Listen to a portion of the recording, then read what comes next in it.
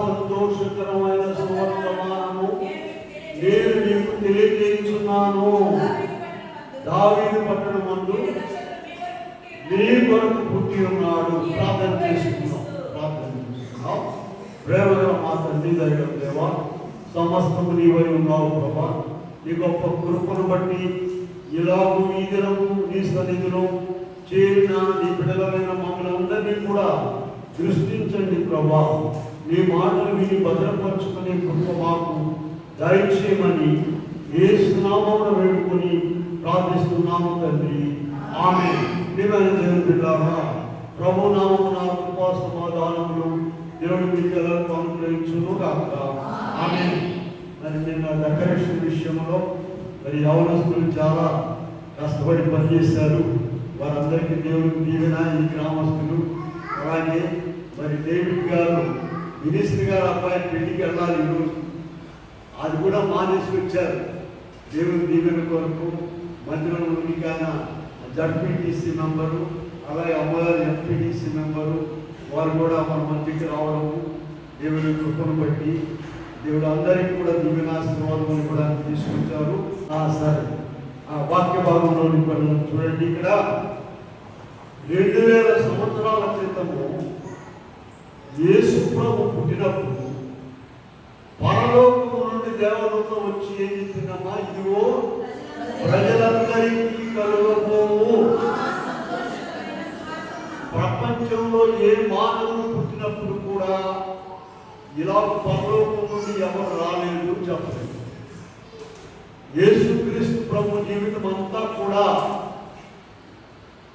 ప్రత్యేకతలండి. దయచేసి గమనించండమ్మా, పక్కవాళ్ళు ఉంటున్నారు కనుక ఈ బాత్రూమ్స్కి వెళ్ళాలంటే వెనకాల చాలా ఉన్నాయి. దయచేసి గమనించండి. చూడండి, లోకంలో ఎవరు పుట్టినా కూడా పరలోకం నుండి వార్త రాలేదు. అంతేకాదు యేసుక్రీస్తు ప్రభు జీవితం అంతా కూడా ఒక ప్రత్యేకమైనదండి. ఆయన నమ్ముకున్న మనం కూడా ప్రత్యేకంగా ఉండాలని దేవుడు కోరుకుంటున్నాం.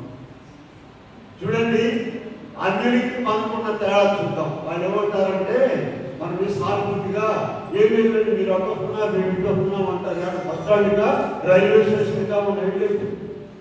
ఎక్కడికమ్మా పరలోక రాజ్యానికి వెళ్ళాలి. వాళ్ళు ఇంటికి రావడానికి కుదరదు. యేసు ప్రభు యోహాను సువార్త 14:6 ఏం చెప్పాడమ్మా, నేనే మార్గమును సత్యమును నా ద్వారానే తప్ప. ప్రియులారా, అటువంటి గొప్ప మార్గంలో మనం ఉన్నాము. మన వాళ్ళకంటే ఎంత గొప్ప వాళ్ళమో మీకు ఒక వాక్యం చూపిస్తాను. చూడండి, 115వ అధ్యాయం చూడండి. 115వ అధ్యాయము ప్రారంభం నుండి చదవండి దయచేసి. 115 ప్రారంభం చదువుతున్నారా? మాకు కాదు యెహోవా,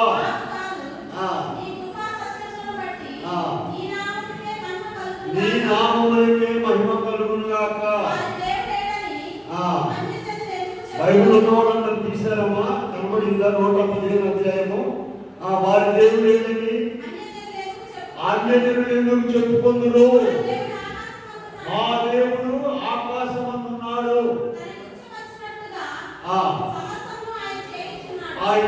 చదవండి. వెండి బంగారువి మనుషులు చేతి పనులు, నోరుని పలుకవు, కన్ను నుండి చూడవు, చెవు నుండి వినవు, ముగ్గు నుండి వాసన చూడవు, ముట్టుకొనవు, నడువవు, దైత్యంతో మాట్లాడవు. అబ్బా, 8వ వచనం ఎంత దెబ్బ కొట్టారో చూడండి. 8వ వచనం చదవండమ్మా, అందరూ చదవండి. 8వ వచనం, వాటిని చేయవారు.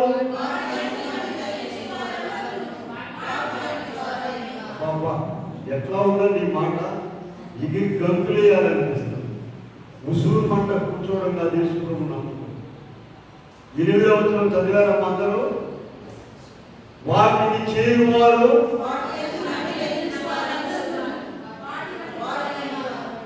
ఎంత దెబ్బ కొట్టారో చూశారు. ఎవరికి మనన్నా మాట కాదండి. ఇక్కడ అందరూ కూడా దేవుని బిడ్డలే, మర్చిపోకూడదు. చూడండి, ఆనాడు 2000 సంవత్సరాల క్రితం క్రిస్మస్ జరిపిన వాడు కొద్దిమంది. ఎవరెవరండి? మరియమ్మ, యోసేపు, తూర్పు దేశం జ్ఞానులు, మన మనం చిన్నప్పుడు తినేదిగా. ఇంకేమో చెప్పండి అమ్మా. పొలంలో కాపర్లు, పొలంలో ఉన్న గొర్రెల కాపర్లు, ఇంక ఎరుసలేములో వచ్చేసి అన్నాడు మొత్తం వీళ్ళే ఆనాడు జరిపింది. కానీ పరలోక దేవదూత ఏం చెప్తుంది? ఇదిగో ప్రజలందరూ ఎలాగే పని దేవుడు చెప్పే మాట చూడండి. లూకాసు వార్త 1:37 చూడండి. లూకాసు వార్త 1వ అధ్యాయము 37వ వచనం చూద్దాం.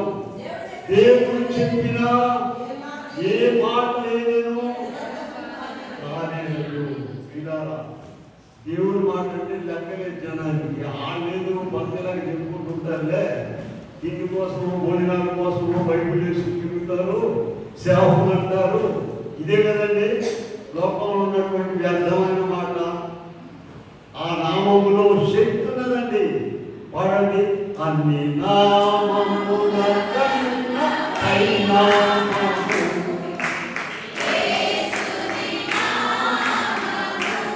అన్ని నామముల కన్నా పైనామము.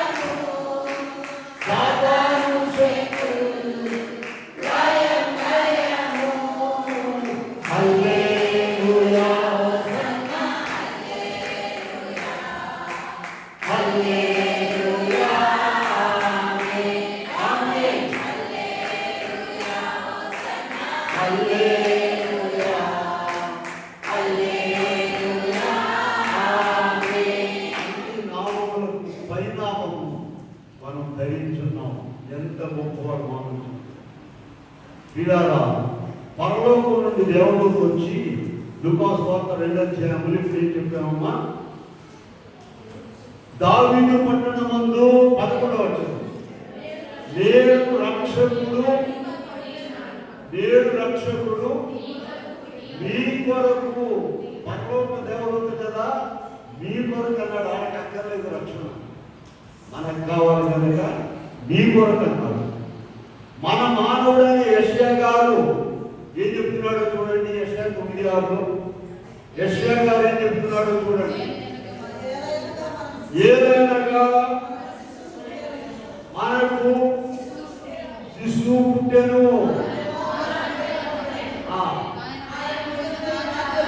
ఆయన భుజం మీద రాజ్యభారం ఉండదు. తేడా గమనించారమ్మా? తేడా ఎందుకంటే మనోరందరూ చెప్తున్నారు.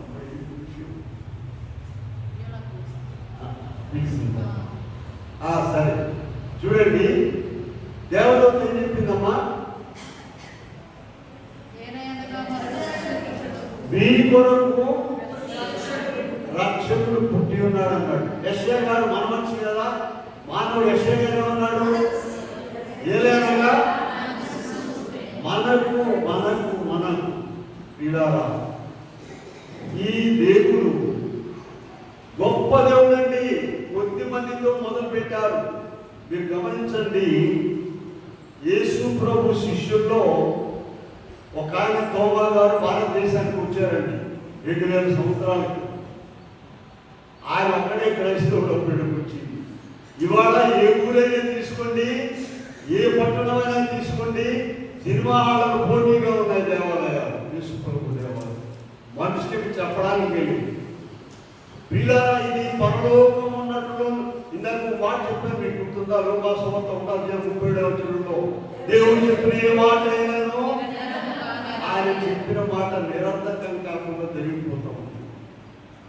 ఎవరు ఆపలేరు. ఇది తెల్లోడు నల్లోడు వచ్చేది కాదు, పట్టించే వచ్చేది కాదు, భోజనాలు పెడితే నమ్ముకునేటువంటి మతం కాదండి. ఇది దేవుని శక్తి ఉన్నది. ఇక్కడ ఆయన నడిపిస్తూ ఉన్నారు. ఇప్పుడు పరలోకంలో వచ్చిన దేవతలు చెప్పడమే కాదండి, పూర్వకాలం నుండి చూద్దాం. చూడండి, ఇక్కడ మనం చూసినట్లయితే ఆదికాండంలోకి వెళ్దాము. అక్కడ 12 అధ్యాయంలో మనం చూసినట్లయితే 12:3 చూడండి. అబ్రహాము గారితో దేవుడు మాట్లాడుతూ భూమి యొక్క సమస్త వంశములు నీ యందు ఆస్తి. చూడండి, ఆనాడే చెప్పారు ఆ సంగతి. భూమి యొక్క సమస్త వంశములు నీ యందు ఆశీర్వదించబడునని చెప్పారు. ఎందుకని? భూమి యొక్క సమస్త వంశములకి ఇంకేం పని? ఇలా ఆయన అందరికీ దేవుడు, ఒక్కడే దేవుడు. చూడండి, మీరు ఇంకొక వాక్యం చూపిస్తాను మీకు నేను బైబిల్లో. ఎఫెసీ పత్రిక 4:4 నుంచి చూద్దామండి. ఎఫెసీ పత్రిక 4 అధ్యాయము 4 నుండి చదవండి. శరీరం ఒక్కటే, ఆత్మ ఒక్కటే, నిరీక్షణ ఒక్కటే, ప్రభు ఒక్కటే, విశ్వాసం ఒక్కటే, బాప్తిసం ఒక్కటే, అందరికీ దేవుడు ఒక్కడే. దేవుడు ఒక్కడే, శరీరం ఒక్కటే. శరీరము, మానవ శరీరం. మేము అమెరికా కూడా పోయామండి, అక్కడ కూడా ఒక తలకాయ ఉంది మనిషి. 2 చేతులే ఉన్నాయి. ఎవరు 4 చేతులు కనపడతాడు ఎవరైనా చూస్తే ఎవరు లేడు. 2 కాళ్ళే ఉన్నాయి. ఎవరిచ్చారండి ఇది? ఒక్కడే దేవుడు, ఒక్కడే మనిషి, ఒక్కడే శరీరం, ఒక్కటే ఆత్మ, ఒక్కటే. ప్రియులారా, కనుకనే ఈ దేవుని ఎవరు కూడా ఆపలేరు. ఇది దైవ కార్యము. ప్రభు గొప్పగా జరిగిస్తూ ఉన్నారు. ఆ విషయాలను ఎవరు కూడా ఆపడానికి వీల్లేదు. ఆదికాండం నుంచి చూస్తున్నాం మనం. ఇదిగో ప్రజలందరికీ చూడండి, ఈ మాటను, వాగ్దానాన్ని మనం చూసినట్లయితే మరి అంతటా కూడా చూస్తాం. అబ్రహాము కుమారుడు ఇస్సాకు విషయంలో చూస్తాం, యాకోబు విషయంలో కూడా చూస్తాం. చూడండి, సొలొమోను గారు ప్రార్థన చేస్తూ దేవాలయం కట్టారండి యెరూషలేములో. ప్రార్థన చేస్తూ మొదటి రాజుల గ్రంథము 8వ అధ్యాయము 25వ వచనంలో ఏమని ప్రార్థన చేశారంటే, ఆకాశ మహాకాశములు నిన్ను పట్టజాలము. చూశారండి, మన దేవుడు ఏమనుకున్నారు? ఏమో జాగ్రత్తగా వినండి. మనకు మాదిరిగా కూర్చొని ఎగవలేడు అనుకుంటున్నారా? లేదా మనకు మాదిరిగా అప్పులు ఎక్కువ అనుకుంటున్నారు? ఆయన కూడా వీళ్ళారా, మన దేవుడి శక్తి ఏంటో మీకు చూపిస్తాను. చూడండి, మీ చేతిలో ఉన్న గ్రంథం ద్వారానే. మొదటి తిమోతి పత్రిక 6:15 చూద్దాం. చూడండి, మొదటి తిమోతి పత్రిక 6:15-16 ఏముందంటే, సమీపించరా ఆయన రాజులకు రాజు, ప్రభువులకు ప్రభు, సమీపింపరాని తేజస్సులో దగ్గరకు ఎవరు వెళ్ళలేరండి. ఆయన మాట ద్వారా భూమి, ఆకాశము, సూర్యుడు, చంద్రుడు కలుగు చేసినటువంటి గొప్ప దేవుడు. ప్రియులారా, అటువంటి దేవుడు ఇప్పుడు నరావతారధారిగా వచ్చి, మనిషిగా వచ్చి పశువుల తొట్టిలో పడుకున్నాడు. క్రిస్మస్ వస్తుంది, వెళ్తుంది, వాళ్ళు జరుగుతున్నారు, వీళ్ళు జరుగుతున్నారు, రంగులు వేస్తున్నారు, మంచి బట్టలు వేసుకున్నారు, డబ్బులు ఉన్నవాడు, అయిపోతుంది, జరిగింది. అలా కాదండి, ఆయన శక్తి కలిగిన దేవుడు. ఆయన శక్తిని ఆశ్రయించాలి. నువ్వేం చేయలేవు.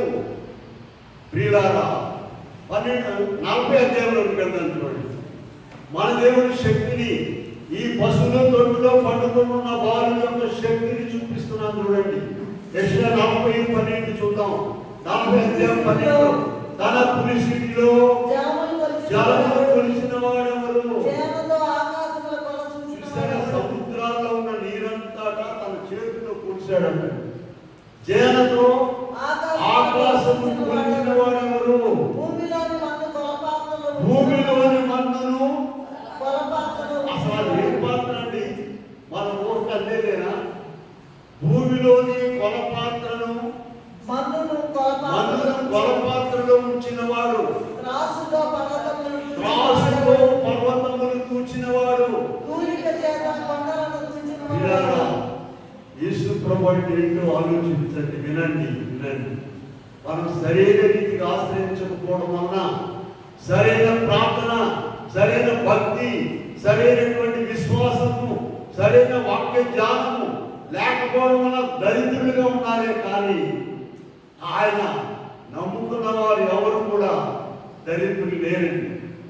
అంత గొప్ప దేవుడు నరవతారధారిగా మన వరకు వచ్చి పశువుల తొట్టిలో పరుడి ఉన్నారు.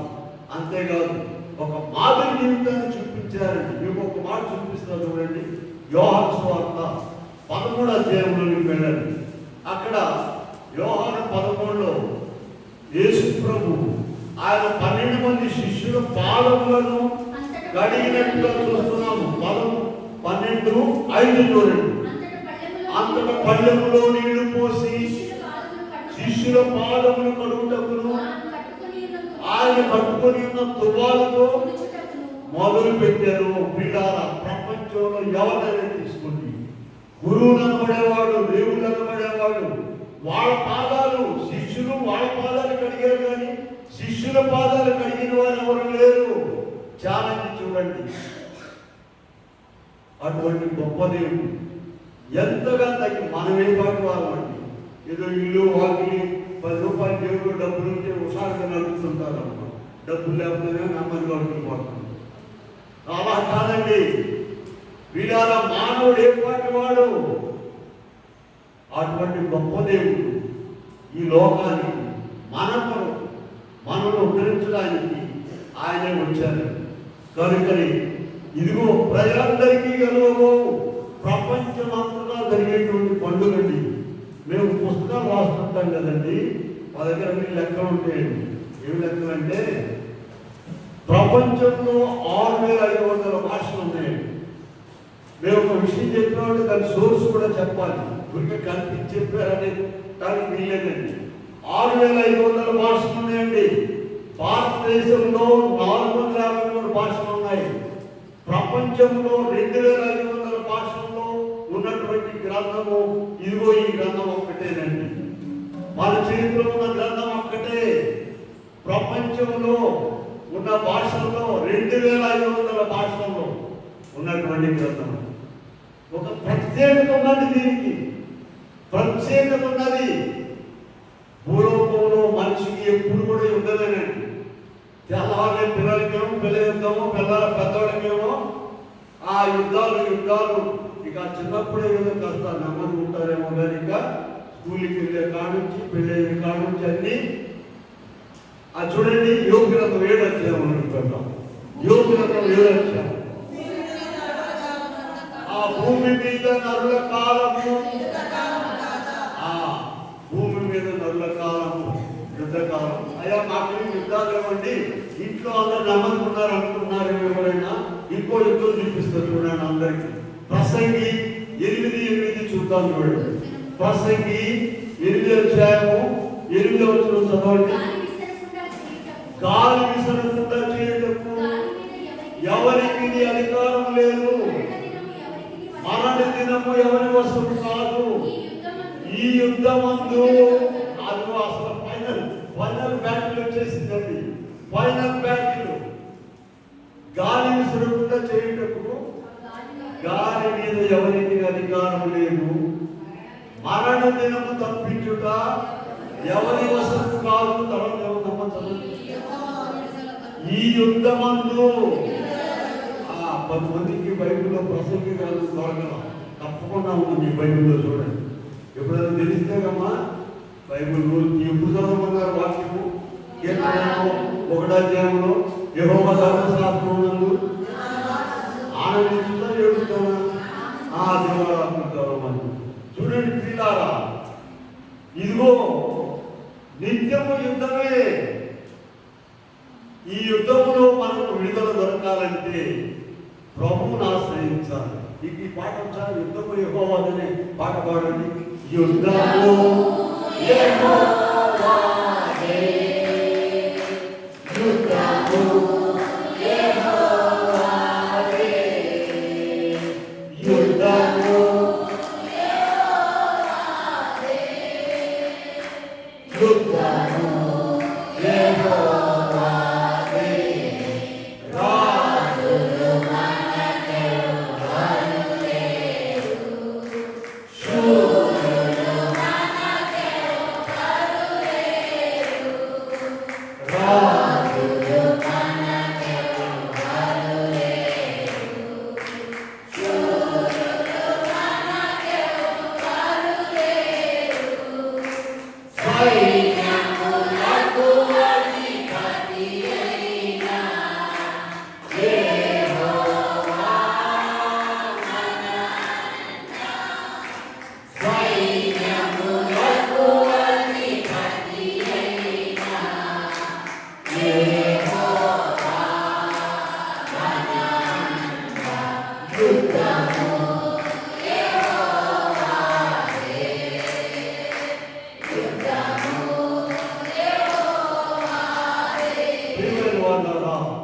ప్రభు నమ్ముకొని ఆయన ఆశ్రయించి ఉన్నావు. లోకంలో అనేక మందికి లేని మాటలు దేవుడు మనకి ఇచ్చారు. ప్రతిదినం కూడా ప్రార్థన చేయాలి. 2 పూట్ల ప్రార్థన చేసుకోవాలి. 2 పూట్ల వాక్యం చదవాలి. అప్పుడు ఈ యుద్ధంలో నీకు జయం వచ్చేస్తుంది. 2 పూట్ల తినేవాడు చేతులు ఎత్తండి అంటే బాగుంటుందమ్మా. ఎవరు ఎత్తారు? 2 పూట్ల తినేవాడు చేతులు ఎత్తండి అమ్మా అంటే ఎవరు తింటుందన్నా? మరి ప్రార్థన ద్వారా గొప్ప కార్యాలు ప్రభు జరిగిస్తారని ప్రార్థన చేస్తారని చేస్తున్నామంటారు. బయటకు వస్తారు, ఏ విషయం మాట్లాడి ఎంత ప్రార్థన చేస్తున్నామని బిడ్డ చేసుకోండి. చేయండి ఏదో పిడకలు చేసినట్టు ప్రార్థన అలా కాదు. వీళ్ళారా ఈ లోకము నటనా జీవితము నటించుతూ ఉన్నాం. చూడండి, వాక్యంలో చూపిద్దాం. ఆ విషయం కూడా మనం చూసినట్లయితే 1 కొరింథీ పత్రిక 7వ అధ్యాయంలో 1 కొరింథీ 7 30 కూడా చూద్దాము. 30 చూడండి. ఏడ్చువారు ఏడవనట్టును సంతోషపడవారు.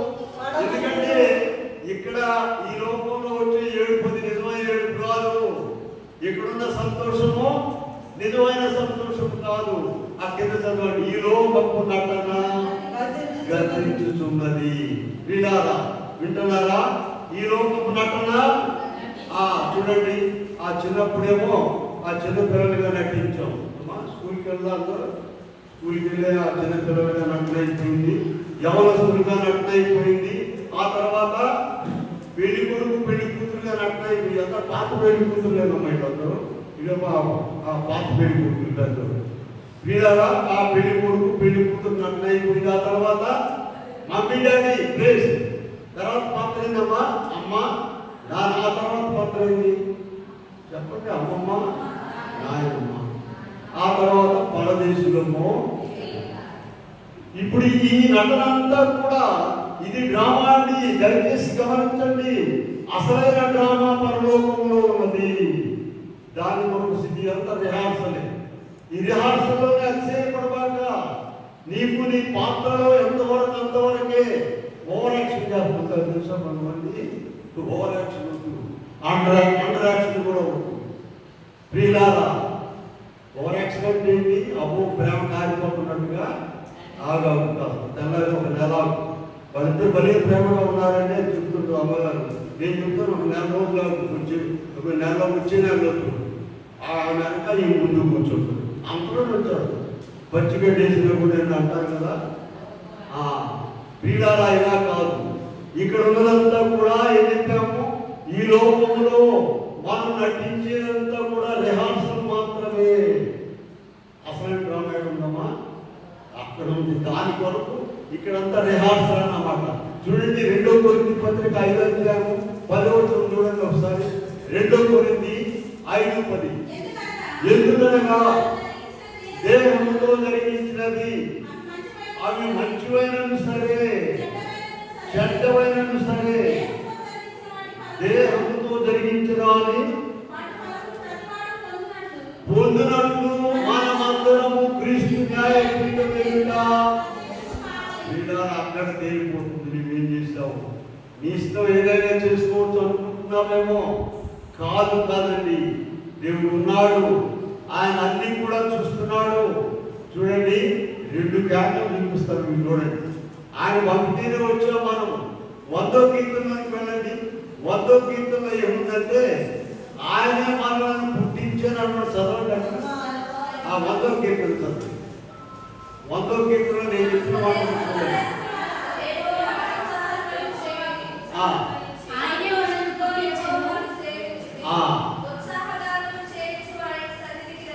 రండి,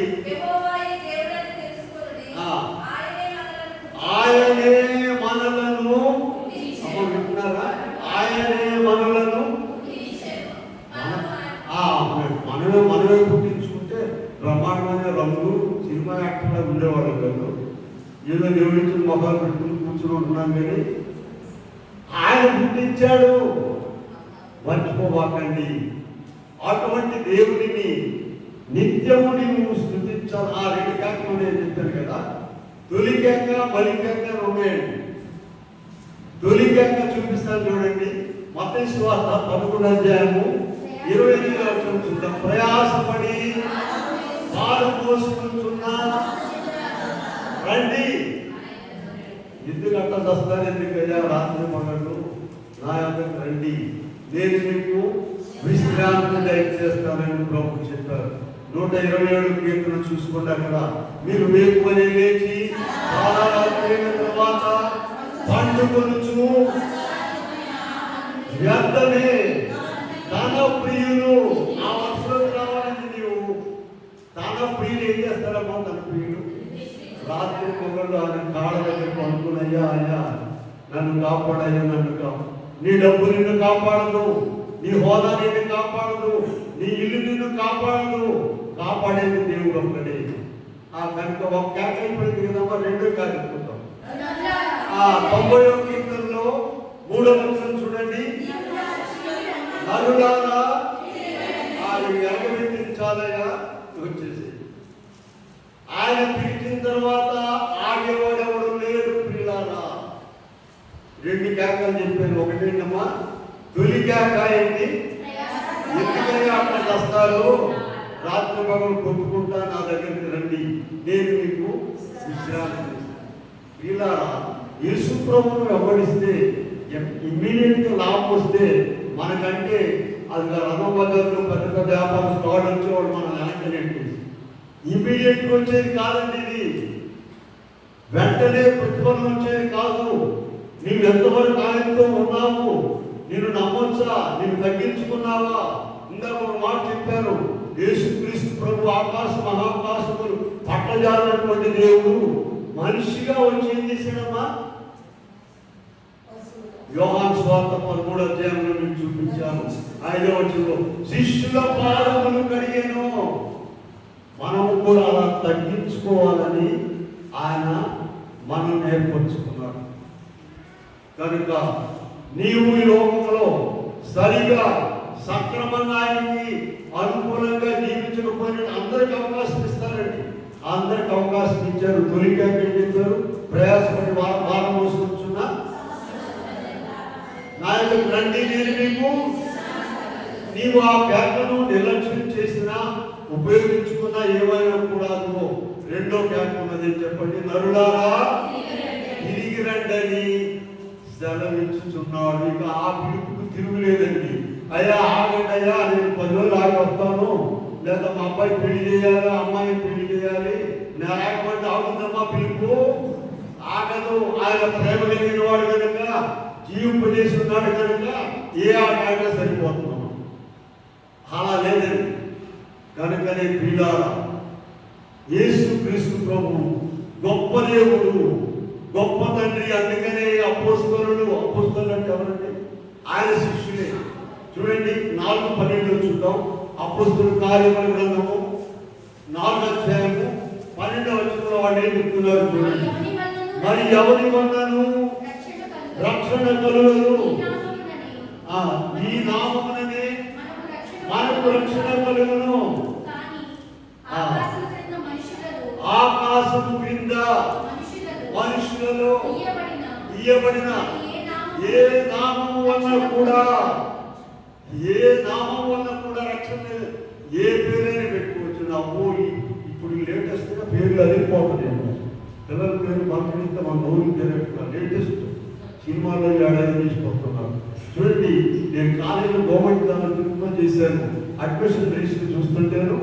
ఒకటి పేరు ముఖ్యమంత్రి, ఇదేంది అరే వాడు పిలుస్తారండి రానా, ఏం పేరు నీ పేరు ముఖ్యమంత్రి, ఏ పేరు లేదు, బుజ్జి కానీ గడ్డి కానీ అట్లాంటి ఏమి లేవు అసలు.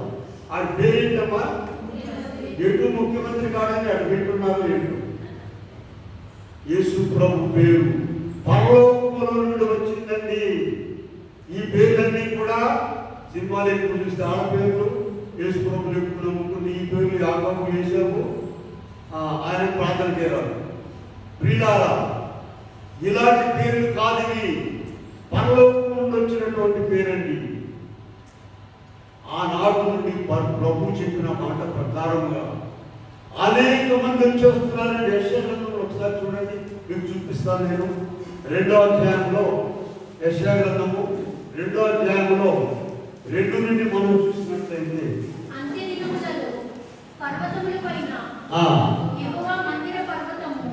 పర్వత శిఖరమున స్థిరపరచబడి కొండల కంటే ఎత్తుగా ఎత్తబడును. ప్రవాహం వచ్చినట్లు సమస్త అన్యజనులు దానిలోకి వచ్చి, ప్రవాహం వచ్చినట్లు, ఈ బైబిల్లో చూసుకోండి, ప్రవాహం వచ్చినట్లు సమస్త అన్యజనులు దానిలోనికి వచ్చేస్తున్నారండి. వీడారా, ఇది ఎవరో తెల్లోడో నల్లోడో ఏర్పాటు చేసినటువంటి మతము కాదు. ఇది దుప్పటి ఇస్తేనో, భోజనాలు పెడితేనో, డబ్బులు ఇస్తేనో అమ్ముకునేది కాదు ఇది అండి. బయట వాళ్ళు అట్లా అనుకుంటారు, మనమేం చేద్దాం. వీడారా, ప్రభు శక్తి కలిగిన వాడు కనుకనే ఆయన జన్మ దగ్గర నుండి చివరి వరకు కూడా గొప్ప అద్భుత కార్యాలు ఇప్పుడు కూడా ఆయన అద్భుత కార్యాలు చేస్తూ ఉన్నారు. అందుకని 45 అధ్యాయంలో విషయాలు చూద్దాము. 45:22 ఒక మాట ఉన్నది చూడండి. భూమిగంత నివాసులారా, నా వైపు చూచి రక్షణ పొందండి. నేనే దేవుడను, మరి ఏ దేవుడు లేడు. వీళ్ళ భూమిగంత నివాసులారా, అటువంటి వరుసలో దేవుడు మనల్ని ప్రేమించి ముందుగా ఉంచారు. అమ్మా, నీకున్న చిక్కులు పోవాలంటే, భక్తి లేకుండా ఉన్నా భక్తి కావాలంటే, ఏది కావాలన్నా కూడా ప్రతిదినము 2 పూట్ల ప్రార్థన చేసుకోండి. ఎవరైనా సరే 2 పూట్ల వాక్యం చదువుకోండి. ప్రభు గొప్ప కార్యాలు చేస్తాడు నీ జీవితంలో. వీళ్ళ గొప్ప కార్యాలు చేస్తారు. ఆయనతో సహవాసం చేయాలండి. ఎలా సహవాసం చేస్తారమ్మా? వీళ్ళారా, ఎవరితో సహవాసం చేయాలి? డబ్బులున్న వాళ్ళతో సహవాసం చేస్తే డబ్బులు వస్తాయా? లేదా మంత్రి గారితో సహవాసం చేసి వస్తుందా? వీళ్ళారా, ప్రభువుతో సహవాసం చేయాలి. ఎలా సహవాసం చేయాలో ఇప్పుడే చెప్పాను, అడిగి చెప్తాను. దేవుడితో ఎలా సహవాసం చేయాలో చెప్తున్నాను. 1, ఆయనతో ప్రతిదినం మాట్లాడాలి. అమ్మ వింటున్నారా? ఆయనతో దీప్తి అని ఫోటోలు తీసుకుంటున్నాం. ఆయనతో ప్రతి దినము మనం ప్రార్థన చేయడం అంటే మనం మాట్లాడతాం. అమ్మ వింటున్నారా? ప్రార్థన చేయడానికి మనము ప్రభువుతో మాట్లాడుతా, వాక్యం చదువుతానగా దేవుడు మనతో మాట్లాడతాడు. చిన్న రహస్యాలేనండి. నేను చెప్పాను కదా, దుర్మార్గులు దుష్టులు ఉంటారు. బైబిల్ పట్టు కనబడ్డారంటే ఆడు సేవకులు అంటాడు. ఇంటి కోసం ఎవరైనా కూలి పెడతారని బైబిల్ పట్టు తిరుగుతున్నారు. అయిపోయింది, భక్తి అయిపోయింది. ఇక నరకానికి వెళ్ళడమే ఆలస్యం. ఎంత జ్ఞానమో, ఆడవాళ్ళకి ఇంకా ఎక్కువ జ్ఞానం అంటే బాబు. అలా ఉందమ్మా. మన దేవుడు గొప్పవాడు కనుక ఆయనతో సహవాసం చేయాలి. దేవునితో సహవాసం చేయాలి. ఎలా చేసేది మీకు ఒక మాట చూపించి ముగిస్తాను. మళ్ళీ భోజనానికి ఉంటుంది కదా, దేవుడు ఎక్కడ ఉన్నాడు చూపిస్తాను. ఎక్కడున్నాడు? అంతటా ఉన్నాడు అంటాము, కానీ బైబిల్లో చూపిస్తాం. మీకు చూడండి, ఆ రోమా పత్రికలోనికి వెళ్దాం. చూడండి, రోమా పత్రిక 10వ అధ్యాయంలోనికి వెళ్ళండి. 10వ అధ్యాయంలోనికి అందరు బైబిల్ అంతా తీశారమ్మా. రోమా 10:6 నుండి చూడండి. 6 నుండి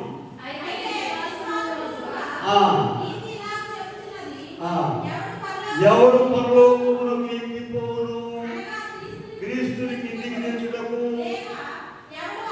ఎవడు అగాధములోనికి దిగును, పైకి తెచ్చుటకు అని నీ మనసులో నీవు అనుకొనవద్దు. అదేమని చెప్పుచున్నది? వాక్యము నీ యొద్దను, నీ నోటను, నీ హృదయములోను, నీ చేతిలోను ఉన్నది. ఇలా మీకు యోహాను సువార్త 1:1 తెలుసు కదా. ఆదియందు వాక్యము దేవుడై ఉండెను. అయ్యా యేసు ప్రభు తీసుకురండి అయ్యా, నేను ఆయన అమ్మ నచ్చగా ఈ ఇల్లు వాక్యం వదిలేసి తిరుగుతాను అనుకుంటున్నావా? ఇదిగో నేను చూపించాను చూడండి.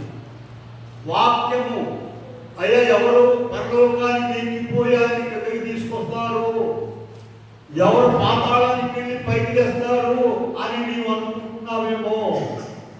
వాక్యము చూడండి, బైబిల్లో వాక్యము నీ నోట, నీ హృదయములో, నీ చేతిలో ఉన్నది. అదే మేము ప్రకటించు వర్తమానం అని చెప్పాం. లెక్కలేదన్నమాట. ఇంటికి వెళ్ళామండి, బైబిల్ సూర్యుడు పతోడు కట్టమని చెప్పారు. ఇది ఏడు ఆడలేదండి, ఏడు పెట్టారంటే తాటట్టిలో ఒక బొంగు మీద తాటట్టు మధ్యలో పెట్టారు. దేవుడు స్తోత్రం, హల్లెలూయా చెప్పండి. ఇటువంటి బ్రతుకులు ఏమీ ప్రయోజనం లేదు. దేవుడు విలువైన మాటలని ఇలాగా సహవాసం చేయండి. మీరు నేను చెప్పిన మాటలు దేవుడిని విజయవాడలో మీటింగ్లు పెట్టేవాడు. డిసెంబర్ జనవరి నెలలో దాదాపు 50-60 మీటింగ్ కాదండి. అక్కడ పెద్ద పాత్రి గారు ఉండేవాడు. అయ్యా నువ్వు లేదే మీటింగ్, బజార్లో మీటింగ్ జరగదు రావాలనేవాడు. నేను చెప్పేవాడిని, నువ్వు చదువు, నీ ఇంట్లో బైబిల్ తెలిసి చదువు, దెయ్యాలు పారిపోతాయి, నెమ్మది వస్తుంది, నీకు తెలియకుండానే సమాధానం వస్తుంది, గొప్ప శాంతి వస్తుంది, నీ పని అంతా కలిసి వస్తుందండి బాబు. ప్రార్థన చెయ్యి. అసలు ఇంటిని నమ్ముకుంటేగా ప్రార్థనగానే వాళ్ళు గుర్తొస్తుంటారు, వీళ్ళు గుర్తొస్తుంటారు. వీళ్ళ అటువంటి దుర్మార్గంలోనికి వెళ్ళదు. నీవు రోజు ఇంట్లో బైబిల్ చదువు, నీ ఇల్లు వెలుగుతో నిండిపోతుంది, నీకే ఇబ్బంది రాదు. నీవు ప్రతిదినం కూడా ప్రార్థన చెయ్యి, ప్రభు నీకు గొప్ప కార్యాలు చేస్తాడు.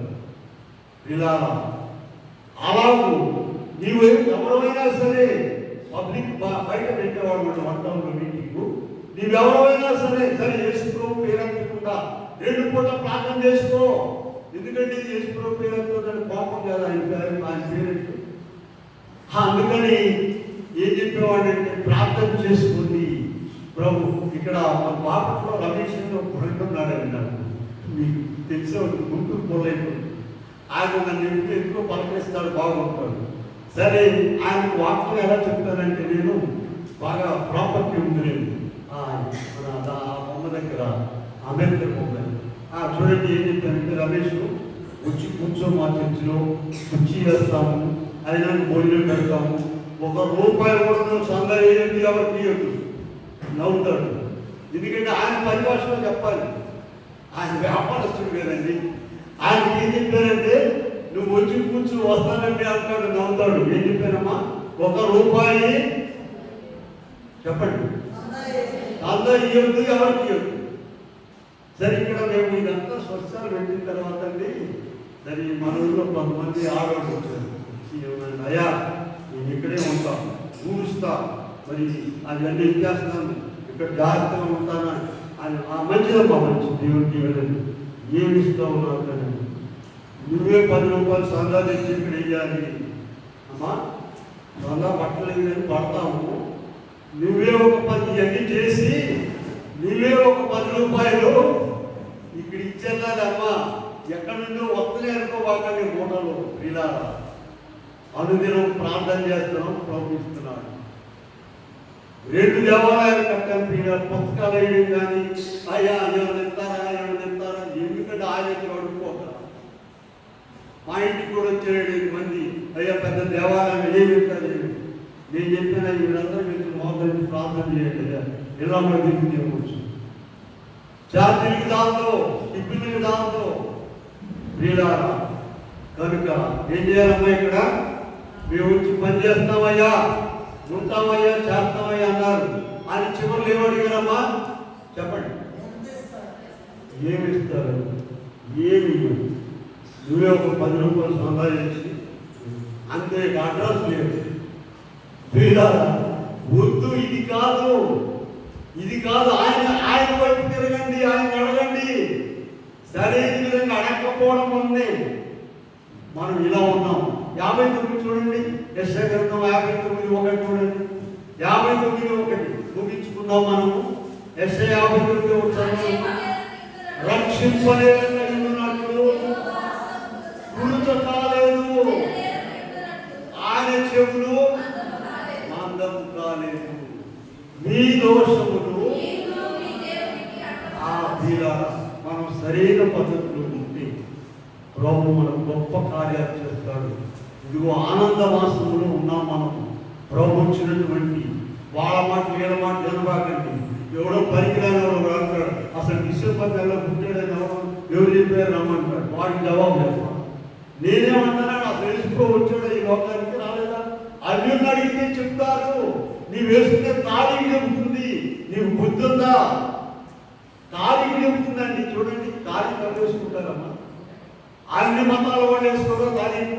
తెల్లారు వేస్తే తారీఖు ఎంత అని అడగంటే వాడికి నిద్ర తారీఖు ఎంత. ఇది ఎప్పటికని యేసు ప్రభు పుట్టిన తర్వాత లెక్క కట్టారు.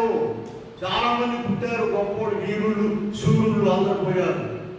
నీకు తెలుసో లేదో, వేరే సిద్ధాంతకర్తలు వేరే క్యాలెండర్లు కూడా రాస్తున్నారు. అవన్నీ మాట పెట్టి మూల పెట్టి ఈ తారీఖు వేసుకుంటున్నారు. యేసు ప్రభు తారీఖు ఛాలెంజ్ చేసి చెప్పండి. ఎవరికైనా కూడా నీ వేసుకునే తారీఖు యేసు ప్రభుది. వీళ్ళారా నీ తారీఖు అడుగుతుందేమని నీకు బుద్ధి ఉందా? యేసు ప్రభు ఈ లోకానికి వచ్చి ఇన్ని సంవత్సరాలు అయింది, ఇన్ని నెలలు అయింది, ఇన్ని రోజులైంది, నువ్వు నమ్ముకున్నావా లేదా అని ఎవరు అడుగుతున్నారండి? నీవు వేసుకునే తారీఖు. తారీఖు క్రైస్తవులు వేసుకునేది అందరయ్యా, ప్రతి ఒక్కడు కూడా వేసుకునేది. ఎందుకంటే ఈయన అందరికీ ఇగో ప్రకృతి అన్నీ కూడా మనకు వాక్యాన్ని బోధిస్తున్నాయండి. బుద్ధి లేని మానవుడా అని అందరికి చూడండి. 19 అధ్యాయం చూసాం, కీర్తన గ్రంథము 19 అధ్యాయం ఒకసారి చూడండి. 19 ఆకాశములు దేవుని మహిమను